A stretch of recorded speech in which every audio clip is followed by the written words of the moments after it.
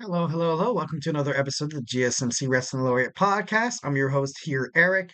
Hoping you guys are enjoying an amazing week. It is Friday. Those who work 9 to 5 jobs, Monday through Friday, I hope you all are excited. You get to enjoy the weekend with your family or, by yourself. If that's what that's what makes you happy. No, I'm just kidding. No, thank you for tuning in to the GSMC Wrestling Laureate Podcast brought to you by the GSMC Sports Network.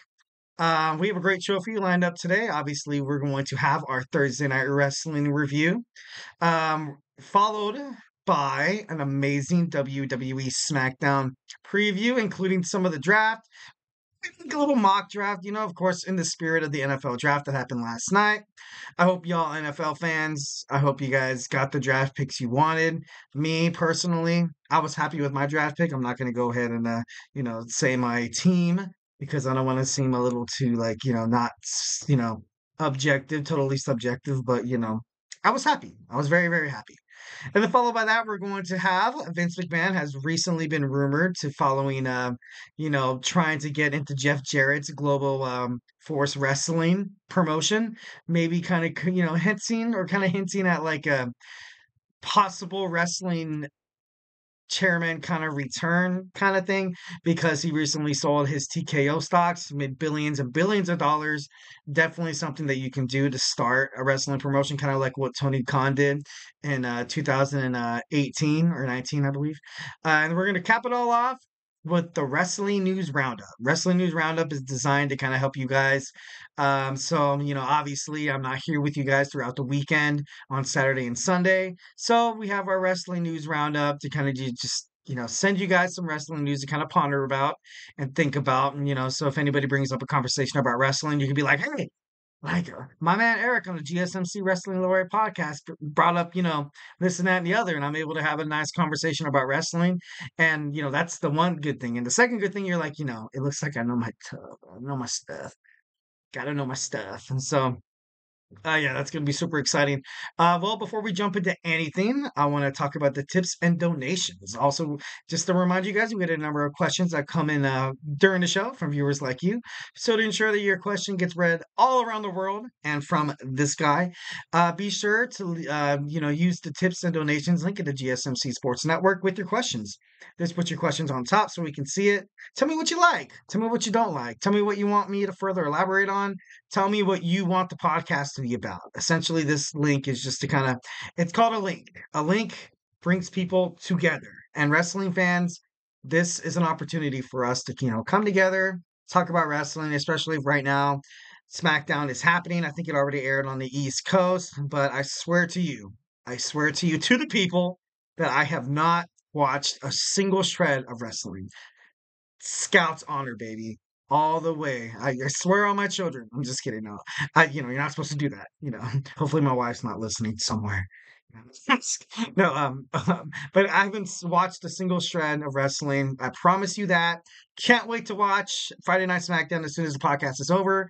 And I will be sending a couple of live YouTube shorts talking about what I see before my very eyes, which is going to be amazing. Tonight's going to be absolutely incredible, absolutely insane. Completely looking forward to WWE SmackDown. And I kind of, just, you know, we love positive reviews. Like I said before, like if you're gonna like grill me and criticize me like Chad Gable did to the Alpha Academy on Monday Night Raw, it might sting just a little bit. But at the same time, I want you guys to tell me how you feel. Tell me just anything that's on your mind.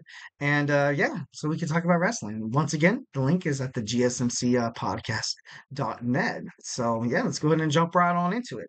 So we're gonna start off with our Thursday night wrestling review. We're going to talk about Impact Wrestling first. So it seems like Nick Nemeth is at it again.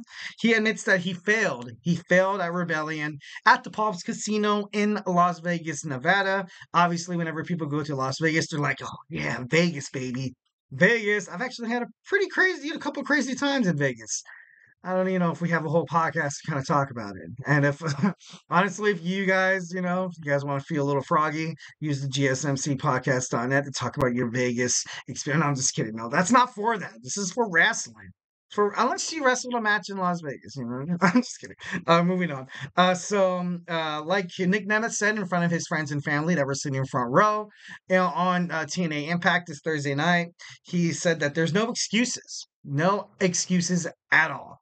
And to be honest, I think that's kind of, you kind of love to see that within any competitor. Like you watch baseball, basketball, football, and essentially a title defense could kind of become equivalent to maybe, a match in the NBA playoffs. It could, if it's on WrestleMania, it could perhaps, or what is TNA's WrestleMania? I think it's Slammiversary. No, Bound for Glory. But that was like back in the day. I don't know if they still do Bound for Glory, but like that's kind of like it's like the mecca of wrestling. It's like the Super Bowl of TNA Impact.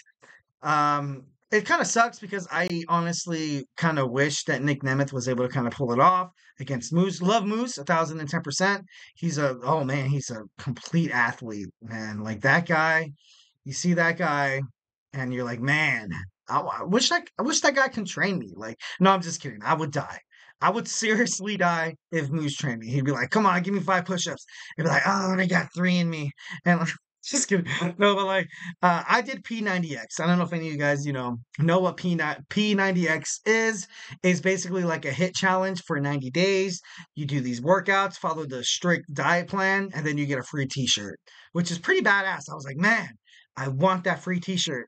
I did P90X for 2 days, and I felt like I deserved a free T-shirt. Like, just kidding. No, like it was pretty grueling, So good for Moose, and Nick Nemeth, has to try to bounce back on this episode of Thursday Night Impact. So let's see if he does. So moving on. So he said one thing. He said he feels broken inside, and that's when, of course, the Broken Man Hardy came out. Yeah, like I love the Broken Man Hardy. I think he's funny as hell. I think it's cool that he's able to kind of jump out. Like I know a lot of people were kind of questioning where he was going to go as a free agent, and him winding up in TNA, I think it's absolutely 110% perfect for him. Absolutely, 110% perfect for him. And in our wrestling news roundup, Jeff Hardy's contract with AEW expires in the spring. I think that eventually you're going to see Jeff Hardy and Matt Hardy eventually on the Impact Wrestling roster, because although they may be old, although they may be a little more brittle, a little more injury ridden, it doesn't matter. These guys sell tickets. They're the Hardy Boys. Absolutely, 110%. If you look at any, if you're just a guy searching on StubHub for wrestling venues in your area, wrestling shows, oh, yada, yada, yada. Oh, that's cool. Oh, the Hardy Boys. The Hardy Boys, the best tag team in WWF history, basically inventing the ladder match, basically inventing the TLC match with the Dudley Boys and Edge and Christian.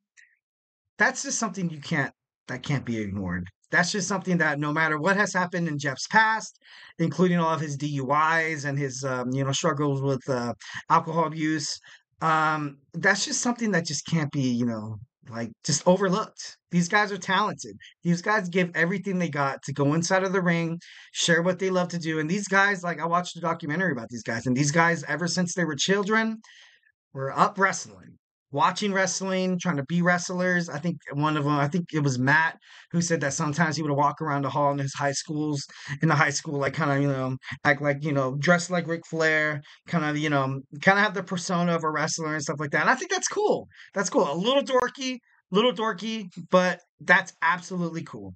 And honestly, you bring the Hardy Boys to any kind of wrestling promotion, and it's going to get some stars. It's going to get some views. It's going to get people excited, and it's going to put the butts in the seats. Thus, being good toward the ticket revenue, merchandise sales, and I just think it's an overall winner. So so like I said, the Broken Matt Hardy. He came out once when Nick Nemeth said he feels broken. The Broken Matt Hardy usually has the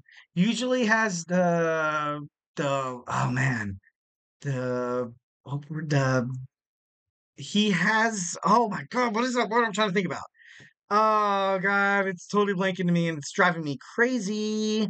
But basically he has the reputation of preying on people in fragile states where he's able to kind of bring them into his little clan and ultimately make them broken as well. Obviously, he did this when he joined Bray Wyatt as a tag team in the WWE, but I think it's great. I think it's great for Impact Wrestling to kind of have this going on right now, and the Broken Matt Hardy signing with them is definitely a huge win.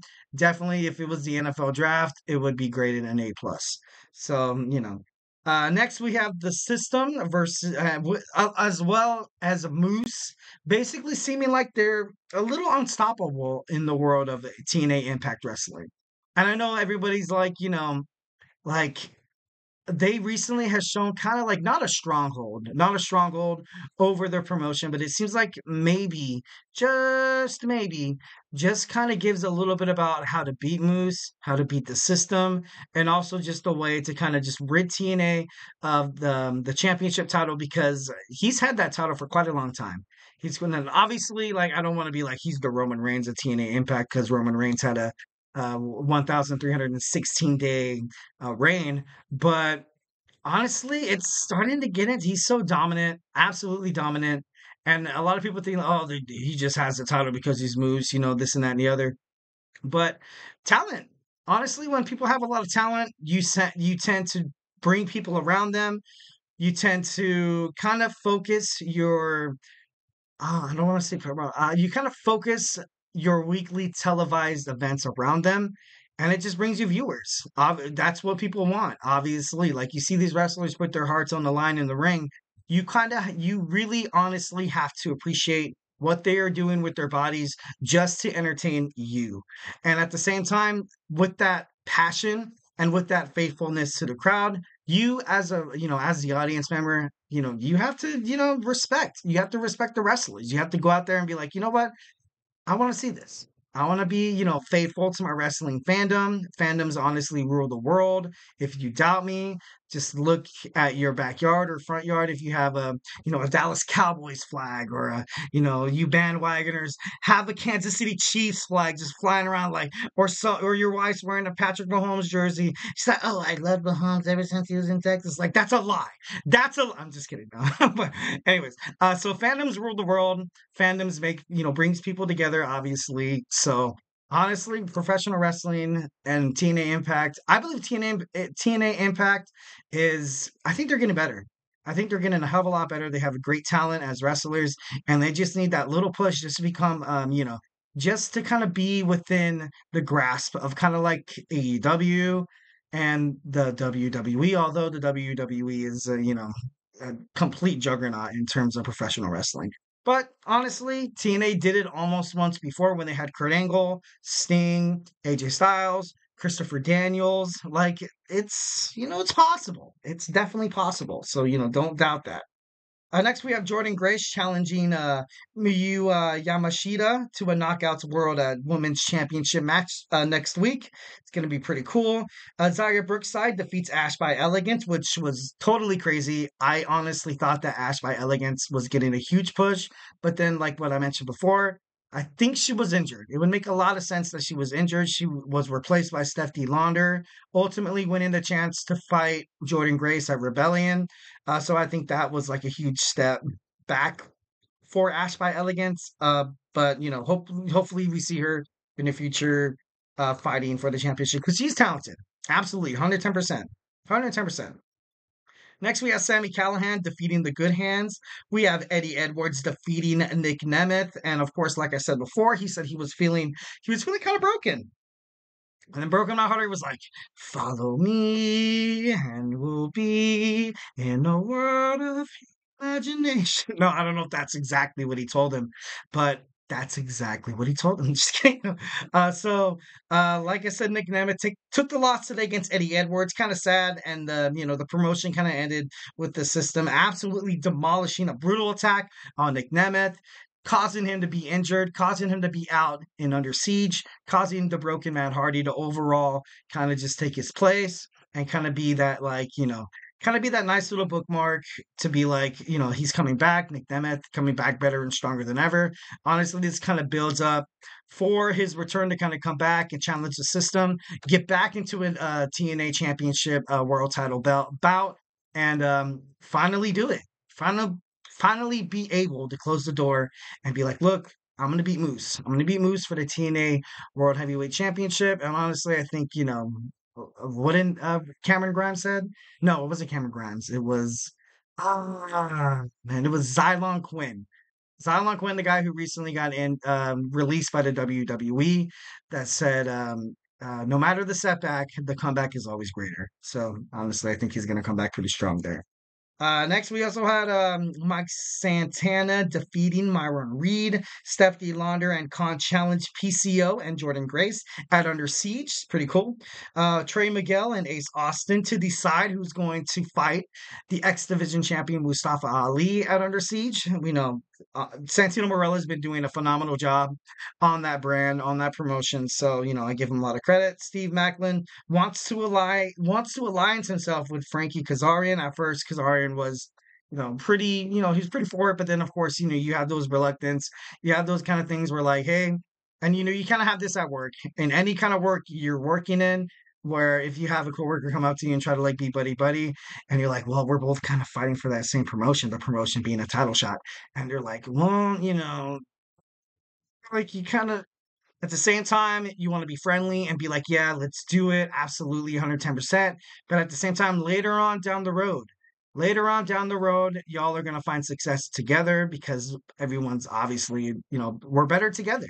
We're better together as a society, So, of course, relating it to not WWE, to wrestling promotion, TNA Impact Wrestling. So it's understandably so that Kazarian's a little, skeptical about aligning himself with Macklin, with any wrestler at all. So, moving on to Ring of Honor, we had Isaiah Cassidy defeated Commander, and we had Top Fight and Action Andretti defeating Evil Uno, Alex Reynolds, and John Silver in Dark Order. Anna Jay, which I've been completely high on, defeated Anna Jay defeated Allison. That's so weird. Allison K. Like it's so weird. Like you had Anna Jay, and you have Allison K. Like totally, that's like a tongue twister. Next, we had Johnny TV with Ty Valkyrie defeated Will Austin, Brian Cage, Bishop Khan, and Toa Leona of the Mogul Embassy defeating Calvin Takeman, One Called Manders, and Beef. Where's the beef? Yoka Sakazaka defeated Leia Gray. The World Tag Team Champions, the Undisputed Kingdom, defeated the Outrunners. I know the Outrunners were fighting for this proving ground match, and I was hoping that they'd pick up the victory, but the Outrunners ultimately failed. But I would love to see them fight them again because I think they just obviously just that close. That close. The Undisputed Kingdom is obviously a juggernaut in AEW right now, Ring of Honor. So, gotta respect that. Lance Archer and the Righteous defeated John Cruz, GPA, and Ren Jones. Abaddon defeated Nova. The Beast Mortos, my man, defeated Blake Christian and AR Fox. So, like I said before, I am recently starting to watch more Impact Wrestling, starting to watch more Ring of Honor. Of course, I've always kind of kept tabs on it and be like, oh, obviously I'm a huge wrestling fan. So these kind of things, and honestly, sharing with you guys the experience I've had, kind of jumping feature and kind of like, watching wrestling and stuff like that. I feel like it's pretty awesome. It's absolutely awesome as hell. We share a special connection, you and I. So, don't be afraid to use that tips and donations link at the GSMC, podcast.net. So yeah, that was my Thursday night wrestling review. It honestly took a lot more time than I thought. Next, we're going to talk about a WWE SmackDown preview, and we're also going to go through perhaps, what could happen during this draft. Maybe like a little mock draft per se. So, hey, don't go anywhere.